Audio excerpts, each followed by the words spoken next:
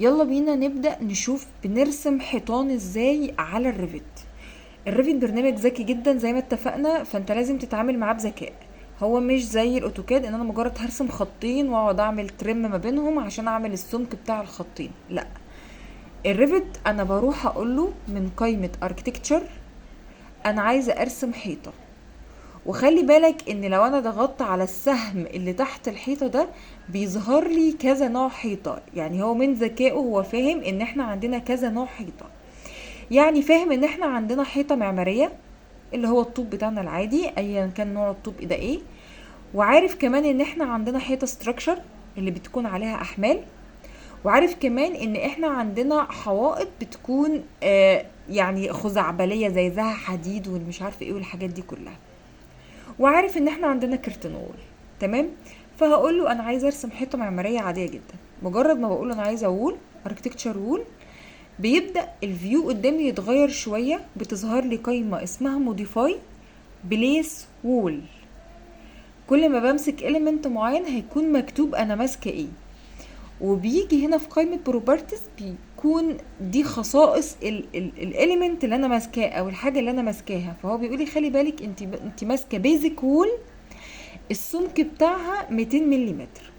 طيب هل ده اللي انت عايز تشتغل بيه؟ لا، انا عايزه حيطه مثلا 25 سنتي او حيطه 12.5 سنتي.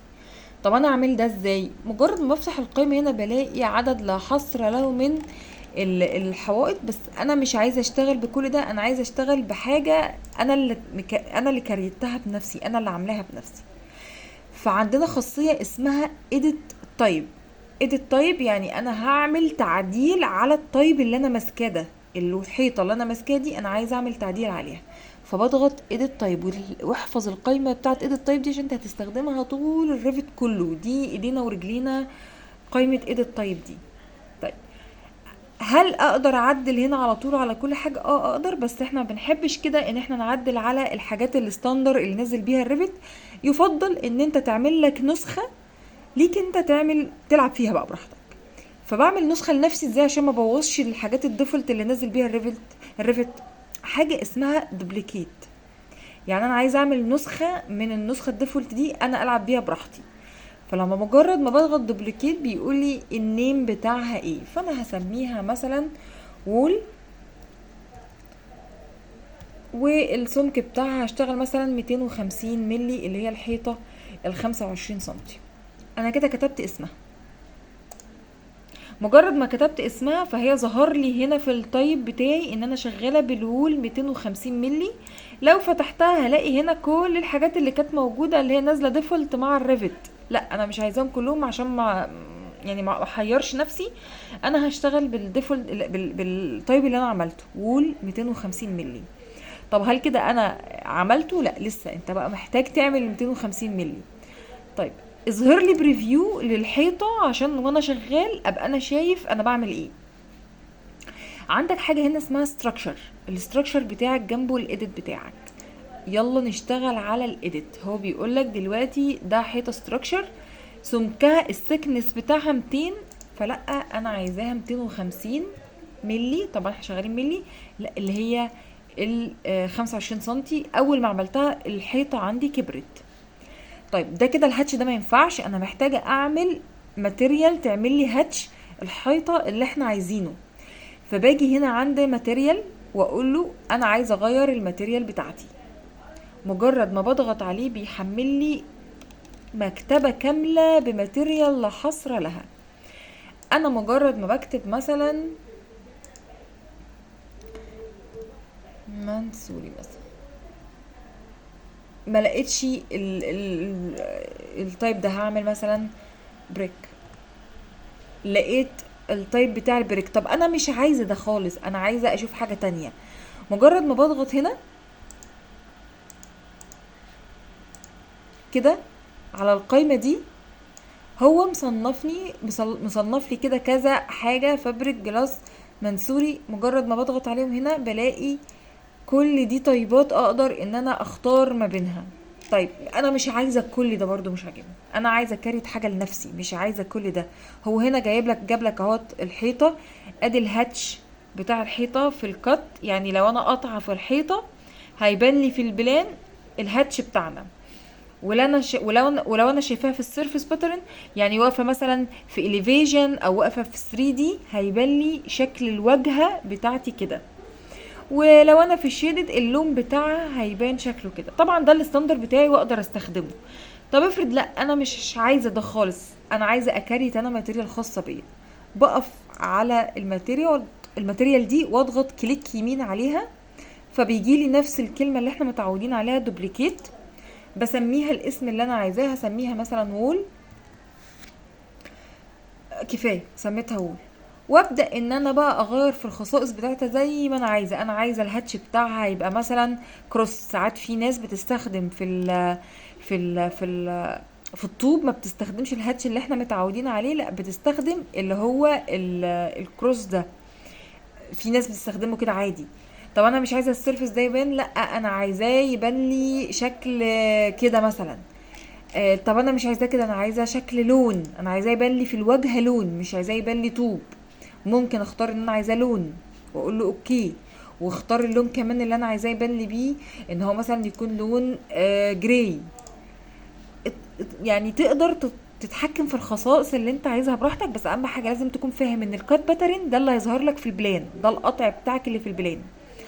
السيرفس ده اللي هيظهر لك في الواجهه، ده كده الشكل الواجهه بتاعك.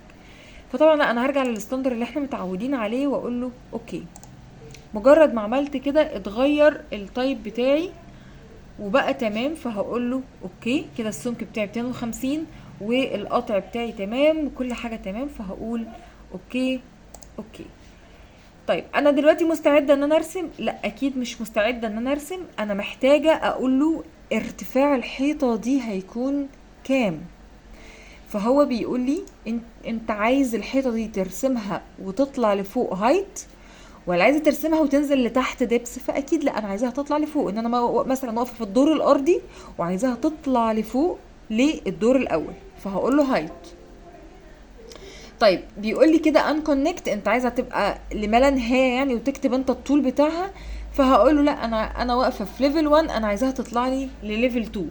وموضوع المناسيب ده انا هشرحه بالتفصيل الممل، ان احنا ازاي نحط المناسيب بتاعتنا اللي هي الليفلز بتاعتنا عشان نحدد بالظبط المشروع بتاعنا ازاي. بس مبدئيا انا بقول له انا عايزه ان انا واقفه في ليفل 1، انا واقفه اهو في ليفل 1، انا عايزه اطلع لليفل 2. تمام كده؟ فاهو انا هايت ليفل 2 وماسكه الحيطه من الوول سنتر، كاتب لي ان انا ماسكاها من الوول سنتر. تعالوا عارف نفهم يعني ايه ماسكاها من الوول سنتر. يعني انا دلوقتي برسم الحيطه اهو، بصوا ماسكها منين؟ من النص. مجرد ما رسمتها اترسمت على طول. طب لا انا مش عايزه امسكها من النص، انا عايزه امسكها من الطرف. فبقدر ان انا اقول له امسكها لي من الفينش فيس، سواء بقى اكستيريور او انتريور مش هتفرق. انا عايزه بس عشان انا مش حاطه طبقات تشطيب، فانا هقول له اعملها لي من الفينش.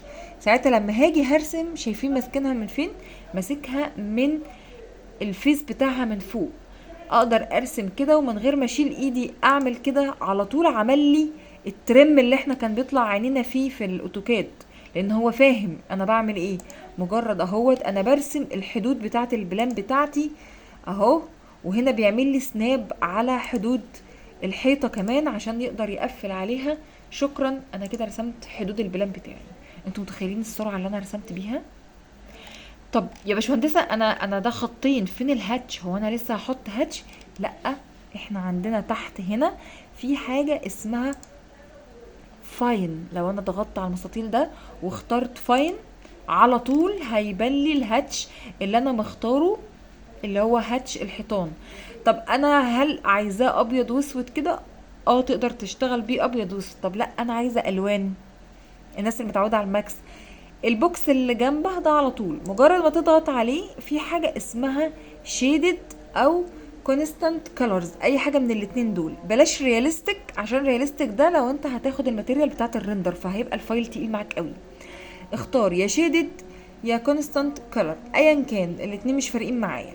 الهيدلاين ده بنختاره لما بنبقى احنا خلاص بنطلع اللوحه، فبنطلع اللوحه من غير الوان. فبختار اوكي شيدد او كونستانت، انا هختار شيدد. تمام كده؟ طيب الحدود بتاعتي هنا السمك بتاعها سميك قوي. لو انا طلعت هنا في السين لاين فوق اهو باين معاك اهو السين لاين، لو انا ضغطت عليه هيتشال الحدود بتاعه القطع بتاعي. بس احنا متعودين ان احنا بنخلي سمك القطع خطوط اسمك من الطيب اللي انا ما قطعتش فيه. يعني انا لو قطعت في حيطه غير لو انا مش قطعه في حيطه. لو انا قطعه في حيطه فلازم الحدود بتاعتها تبقى باينه اسمك من لو انا رسمه حيطه مش قطعه فيها. تمام، انا كده رسمت حدود البلان بتاعي. طيب انتوا فاهمين ان انا مجرد ما رسمت البلان ده لو رحت لل 3 دي انا رسمت ال 3 دي برضو اهو، انا كده اترسم ال 3 دي. انا بقى عندي المبنى اهو، مجرد ان انا احط عليه السقف بتاعه واحط تحت الارضيه شويه الشبابيك والبيبان، شكرا انا كده خلصت الاوضه بتاعتي او البلان بتاعي. ولو انا عايزه اظهره برضو هعمله فاين وهاجي اعمله هنا شيدد، ظهر لي كمان بالالوان واقدر اطلع ريندر ليه لو انا عايزه.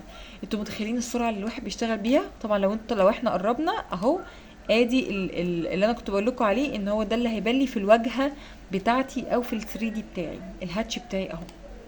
تمام، فانا مجرد ما برسم 2 دي الريفت بيفهمه على طول ويقراه ويعمل لي الهاتش ويعمل لي الترم وكمان يعمل لي 3 دي بالابعاد المظبوطه. يعني انا مجرد لو جيت وقفت في اي واجهه، وقفت في النورث مثلا وجيت عملت هنا فاين وعملت هنا شيدد، انا فعلا طلع لي اهو ادي الواجهه بتاعتي، ادي حيطه وادي الحيطه التانية اسقاطاتهم، ومجرد ما احط شويه الباب والشبابيك فانا ظهرت لي الواجهه اوتوماتيك.